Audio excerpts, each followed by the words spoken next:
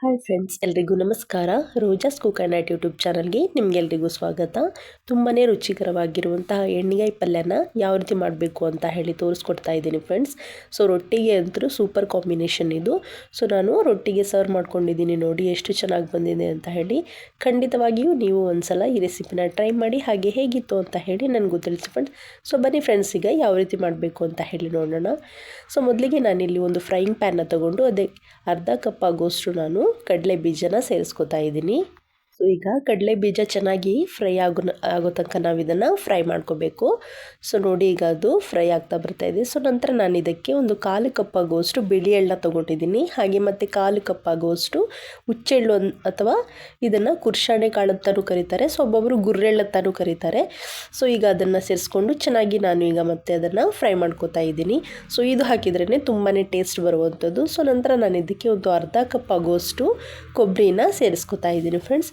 So ಕೊಬ್ಬರಿನೂ ಕೂಡ ಸೇರಿಸ್ಕೊಂಡು ಚೆನ್ನಾಗಿ ನಾವು ಈ ಥರ ಫ್ರೈ ಮಾಡ್ಕೋಬೇಕು. ಸೊ ಉತ್ತರ ಕರ್ನಾಟಕ ಸ್ಪೆಷಲ್ ಎಣ್ಣೆಗಾಯಲ್ಲಿ ಖಂಡಿತವಾಗಿಯೂ ಗುರ್ರೆಳ್ಳನ್ನು ಯೂಸ್ ಮಾಡ್ತಾರೆ. ಸೊ ನಮ್ಮ ಕಡೆ ಕೂಡ ಅದನ್ನು ಯೂಸ್ ಮಾಡ್ತೀವಿ.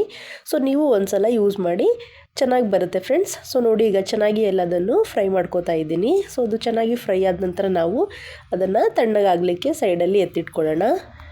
ಸೊ ಈಗ ಕೊಬ್ಬರಿ ಕೂಡ ಅದ್ರ ಜೊತೆಗೆ ಚೆನ್ನಾಗಿ ಅದು ರೋಸ್ಟ್ ಆಗಬೇಕು. ಸೊ ಈಗ ಚೆನ್ನಾಗಿ ಅದು ರೋಸ್ಟ್ ಆದ ನಂತರ ನಾವು ಒಂದು ಮಿಕ್ಸಿ ಜಾರ್ಗೆ ಈಗ ಇದನ್ನು ಟ್ರಾನ್ಸ್ಫರ್ ಮಾಡ್ಕೊಳ್ಳೋಣ. ಸೊ ನೋಡಿ ಫ್ರೆಂಡ್ಸ್, ನಾನೀಗ ಟ್ರಾನ್ಸ್ಫರ್ ಮಾಡಿಕೊಂಡು ಮಿಕ್ಸಿ ಜಾರ್ನ ಮುಚ್ಚಿ, ಸೊ ಇದನ್ನು ನಾವು ಫಸ್ಟಿಗೆ ಹಾಗೆ ಪೌಡ್ರ್ ಮಾಡ್ಕೊಂಬರೋಣ. ಸೊ ಪೌಡ್ರ್ ನೋಡಿ ಗಮ್ ಅಂತ ಸ್ಮೆಲ್ ಬರುತ್ತೆ. ಸೊ ನಂತರ ಇದಕ್ಕೆ ನಾನು ಒಂದು ಗೆಡ್ಡೆಯಷ್ಟು ಬೆಳ್ಳುಳ್ಳಿ, ಹಾಗೆ 1/4 ಚಮಚದಷ್ಟು ಜೀರಿಗೆ, ಹಾಗೆ ಸ್ವಲ್ಪ ಹುಣಸೆಹಣ್ಣು ಮತ್ತು ಕೊತ್ತಂಬರಿ ಸೊಪ್ಪು, ಹಾಗೆ ಒಂದು ಚಿಕ್ಕ ಸೈಜಿನ ಟೊಮ್ಯಾಟೊನ ಸೇರಿಸ್ಕೊಂಡು ಚೆನ್ನಾಗಿ ಇದನ್ನು ನಾನು ಗ್ರೈಂಡಾಗಿ ರುಬ್ಕೊಂಬರ್ತೀನಿ. ಸೊ ನಂತರ ನಾನು ಒಲೆ ಮೇಲೆ ಈಗ ಒಂದು ಬಾಣಲೆನ ಇಟ್ಕೊಂಡು ಅದಕ್ಕೆ 2 ಟೇಬಲ್ ಸ್ಪೂನಷ್ಟು ಎಣ್ಣೆನ ಸೇರಿಸ್ಕೊತಾ ಇದ್ದೀನಿ. ಸೊ ಎಣ್ಣೆ ಕಾದ ನಂತರ ಅದಕ್ಕೆ ನಾನು ಸಾಸಿವೆ, ಕರಿಬೇವಿನ ಸೊಪ್ಪು, ಹಾಗೆ ಒಂದು ದೊಡ್ಡ ಸೈಜಿನ ಈರುಳ್ಳಿನ ಕಟ್ ಮಾಡಿಕೊಂಡು ಸೇರಿಸ್ಕೊಂಡು ಈಗ ಚೆನ್ನಾಗಿ ಅದನ್ನು ಫ್ರೈ ಮಾಡ್ಕೋಬೇಕು. ಸೊ ನನಗೆ ಸ್ವಲ್ಪ ಕೋಲ್ಡ್ ಆಗಿದೆ ಫ್ರೆಂಡ್ಸ್, ನನ್ನ ವಾಯ್ಸ್ನ ಸ್ವಲ್ಪ ಇಗ್ನೋರ್ ಮಾಡಿ.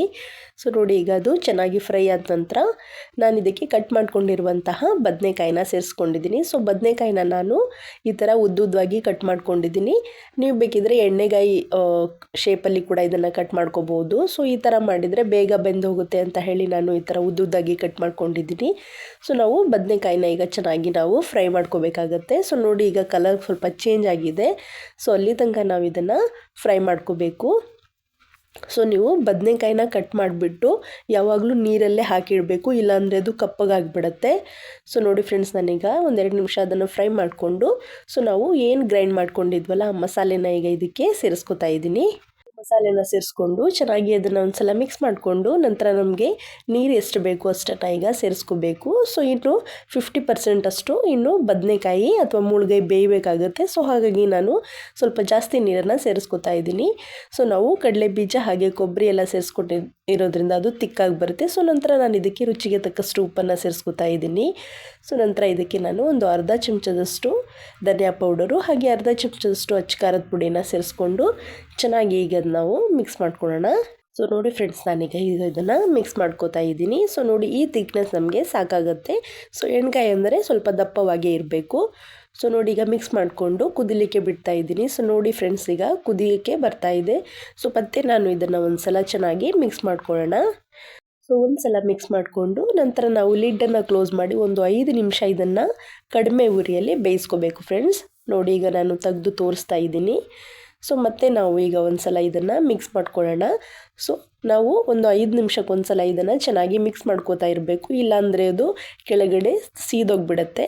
ಸೊ ನೋಡಿ ಫ್ರೆಂಡ್ಸ್, ಮತ್ತೆ ನಾನು ಮುಚ್ಚಳವನ್ನು ಮುಚ್ಚಿ ಬೇಯಿಸ್ಕೊತಾ ಇದ್ದೀನಿ. ಸೊ ಮತ್ತೆ ನಾವು ಈಗ ಒಂದ್ಸಲ ಇದನ್ನು ಮಿಕ್ಸ್ ಮಾಡ್ಕೊಳ್ಳೋಣ.